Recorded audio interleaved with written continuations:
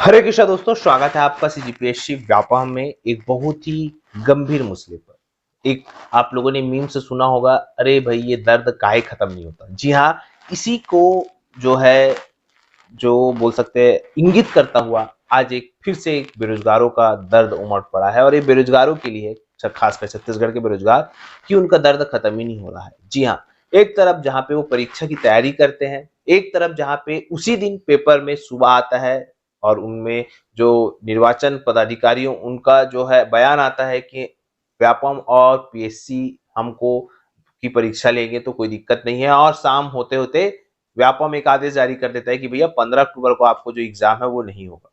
इस दुख को बेरोजगार एक्सेप्ट किए ही थे कि अचानक एक और मुद्दा सामने आ गया, जो कि कोर्ट से संबंधित है। 407 पदों पर व्यापम से होने वाली सहकारिता विभाग की भर्ती पर कोर्ट जो है, अब कोर्ट केस लग चुका है।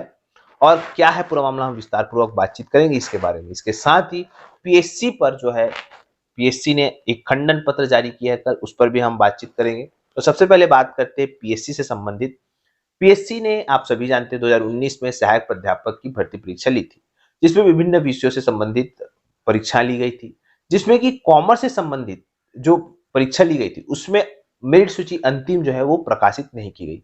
इस संबंध में तरह तरह के सोशल मीडिया में आरोप लगाए जा रहे थे, क्योंकि कहीं ना कहीं इसमें बहुत ऊंचे पद पर धारित जो व्यक्ति है उनकी भी पुत्री का जो है सिलेक्शन हुआ था।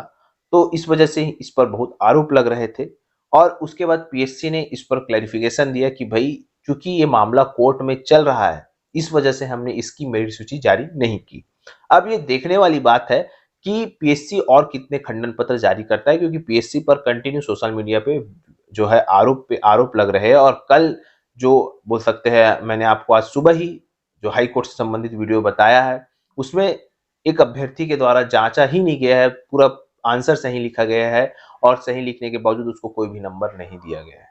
तो इस प्रकार के जो मामले हैं वो पीएससी के संज्ञान में आ रहे हैं, और अब देखते हैं पीएससी किस प्रकार से अपना खंडन पत्र जारी करता है। फिलहाल बात करते हैं बेरोजगारों के दूसरे दर्द की, जो है सहकारिता विभाग। जी हाँ, जैसा कि आपके स्क्रीन पे शो हो रहा होगा, यहाँ पे बताया गया है कि अपेक्स बैंक में सीधी भर्ती का विरोध, प्रबंधक पहुंचे हाई कोर्ट। वो बताया गया है कि प्रबंधकों ने कहा कि नियमों के विरुद्ध हो रहा भर्ती।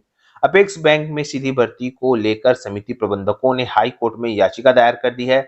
कर्मचारियों ने कहा है कि सेवा नियम के अनुसार नई भर्ती में 50% समिति कर्मचारियों से लिया जाएगा, जबकि 50% बाहर से भर्ती ली जाएगी, लेकिन नियम का पालन नहीं किया जा रहा है। छाती समिति प्रबंधक के अनुसार उन्होंने बताया कि 2012 के अनुसार जिला सहित प्रदेश में कई सोसाइटियों ने में जो है प्रबंधक, जो बोल सकते समिति प्रबंधक पदस्थ हो चुके हैं। सेवा नियम 2018 कंडिका 5.6 में स्पष्ट उल्लेख है कि जहां समिति का प्रबंधक पदस्थ है, वहां क्रेडिट प्रबंधक की भर्ती नहीं की जाएगी। जब भी बैंक में भर्ती होगी, 50% समिति कर्मचारियों से और 50% बाहर के कर्मचारियों से लिया जाएगा। लेकिन अपेक्स बैंक में ऐसा न करने पर सीधी भर्ती का विज्ञापन जारी कर दिया गया। समिति कर्मचारियों से 50% की भर्ती नहीं ली है, और वकील के माध्यम से उन्होंने हाईकोर्ट में याचिका दायर की, जिसकी पहली सुनवाई 3 अक्टूबर को हुई और अगली जो सुनवाई है अब 15 अक्टूबर को होने वाली है। तो अब ये देखने 16 अक्टूबर को होने वाली है, माफ कीजिए। अब देखिए 16 अक्टूबर को ये फिर से यहाँ पे केस चलेगा और फिर यहाँ पे बताया जाएगा कि किस प्रकार से नियम विरुद्ध ये काम चल रहा है। अब देखने वाली बात है कि विभाग इस पर क्या क्लैरिफिकेशन देता है और फिर इस भर्ती का क्या होता है। जहां पे अभ्यर्थी एक तरफ परीक्षा स्थगित होने का दर्द झेल नहीं पा रहे हैं, तो दूसरी तरफ इस प्रकार की खबरें उनको और आहत करने पर मजबूर कर रही है। इस डिपार्टमेंट के बारे में मैंने आपको पहले भी बताया था, नवभारत पेपर में जब न्यूज छपा था, कि इस डिपार्टमेंट को जो कर्मचारी कार्यरत है उसमें डीए और इंक्रीमेंट देने में भी दिक्कत चल रही है विभाग के द्वारा, और विभाग के जो कर्मचारी है खासा विरोध कर रहे हैं इस जो भर्ती का, क्योंकि उनको पैसे देने के लिए है नहीं और वो जो है नई भर्ती कर रहे हैं। इस प्रकार का आरोप और प्रत्यारोप जो है विभाग के कर्मचारी विभाग पर लगा रहे हैं। ये तो देखने वाली बात है कि अब विभाग और व्यापम इस पर क्या क्लैरिफिकेशन देता है, किस, क्योंकि व्यापम का काम है एग्जाम लेना, जो भी भर्ती नियम के तहत किया जा रहा है, किस भर्ती नियम के तहत किया जा रहा है और उन सभी का क्या होगा। फिलहाल ये तो देखने वाली बात है। वैसे आप सभी को बताना चाहूंगा, आज है 12 अक्टूबर और उच्च शिक्षा विभाग में जो प्रयोगशाला परिचायक सहित 880 पदों पर आज से जो है आवेदन प्रारंभ हो चुके हैं।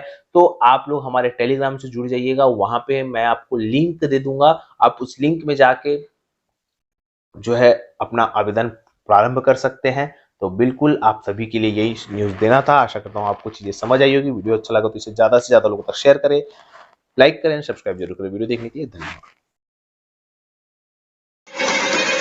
आपको लगता है सर कि अगर मैंने कहीं भी गड़बड़ी की है, मैं दोषी हूँ, तो सर जो भी प्रावधान है सर, जिस भी सजा का प्रावधान है सर, आप तो मैं स्टाम्प पेपर पे लिख के दूंगा सर, आप में से दुगनी सजा देना सर, 3 गुनी सजा देना।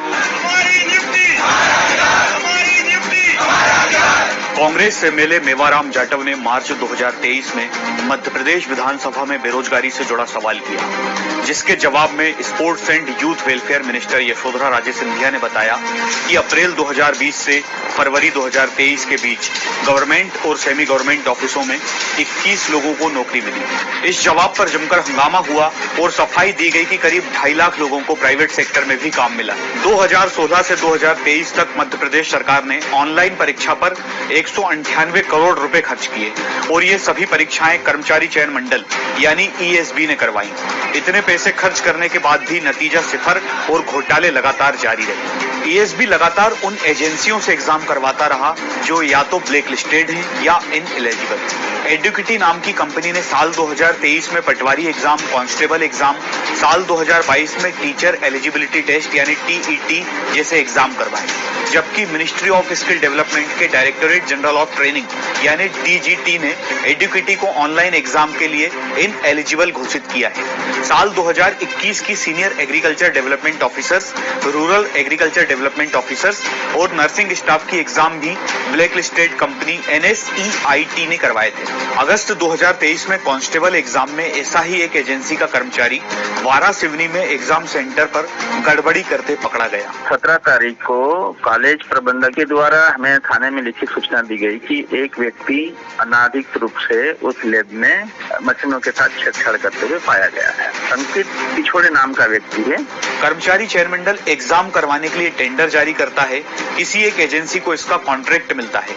समझिए कि एग्जाम कराने का कॉन्ट्रैक्ट एडुकेटी को मिला। एडुकेटी ने टैग 1 और टैग 2 की जिम्मेदारी इस डेट कंपनी को दे दी। अब कंपनी के किसी कर्मचारी की किसी गिरोह से सेटिंग है तो वो एग्जाम में गड़बड़ी कर सकता है। तो हमारे जो मेन कोर टीम होती है टेक्निकल, वो एडुकेटी के ऑन रोल एम्प्लॉइज होते हैं सारे। बाकी जो डॉक्यूमेंटेशन प्रोसेस, अब मान लीजिए फॉर्म भरवाना है ना, तो ये सारी चीजें बाहर के 2-4 लड़के रख लिए जाते हैं। हमारे तरफ से जो भी डॉक्यूमेंट मांगा गया, जो भी सीसीटीवी फुटेज मांगा गया, बच्चों का लॉग फाइल मांगा गया सिस्टम का, हमने प्रोवाइड कर दिया, क्योंकि हम गलत नहीं है अपने तरीके से। हमने कर्मचारी चयन मंडल की एग्जाम कंट्रोलर से भी इन एलिजिबल कंपनियों के एग्जाम करवाने को लेकर सवाल किया। उन्होंने इस बात को नकार दिया। नहीं, सब प्रक्रिया अनुसार ही हो रहा है काम। परीक्षा में नकल होने की शिकायत एग्जाम लेने वाली एजेंसी के ही एक एम्प्लॉय ने मुख्यमंत्री, भोपाल सागर कलेक्टर और कर्मचारी चयन मंडल के अधिकारियों से की थी। पड़ताल के दौरान हमें एक कैंडिडेट मिला जिसने नकल के इस मैकेनिज्म को करीब से देखा। पहचान छुपाने की शर्त पर उसने हमसे बात की। धांधली का गेम एजेंट से शुरू होता है और इनका एजेंट्स का जो लिंक होता है वो एजेंसी एग्जाम करा रही है उनके साथ होता है। कैंडिडेट से जब डील हो जाता है, पैसे वो ले लेते हैं, तो वो लोग ऐसा सेंटर अलॉट करते हैं उनको जहां पर कंप्यूटर पहले से फिक्स होता है और कैंडिडेट के कंप्यूटर में कुछ टेक्निकल खामी बता करके कि ठीक से चल नहीं रहा है, कोई प्रॉब्लम आ रही है, उसको ऐसा कंप्यूटर अलॉट किया जाता है जिसमें रिमोट एक्सेस हो, उसको बाहर बैठा कोई आदमी चला रहा हो और एक्चुअल कैंडिडेट जो होता है वो सिर्फ एग्जाम देने की एक्टिंग कर रहा होता है। क्या इस गड़बड़ी को पकड़ा जा सकता है? इसके लिए हमने कुछ एक्सपर्ट्स से बात की। लॉगिन टाइम एंड आप इनका डेट मांग लें तो आधे से ज्यादा फर्जीवाड़े तो आपके इसमें निकल जाएंगे। तो दूसरा तरीका है कैंडिडेट रिस्पॉन्स टाइम का, कि कंप्यूटर का अपना पूरा रिकॉर्ड होता है, कब मैंने कौन सा बटन दबाया, कब कौन सा माउस स्क्रॉल किया, कब क्या अटेम्प्ट किया, उसका भी पूरा रिकॉर्ड होता है। सर्वर के लॉग्स को रिकॉर्ड किया जाए, जितने कंप्यूटर्स हैं उनके लॉग्स को रिकॉर्ड किया जाए, ताकि बाद में किसी भी तरीके की अगर कोई शिकायत आई तो उन लॉग से पता चल जाएगा कि क्या उस कंप्यूटर को रिमोटली किसी ने एक्सेस किया था।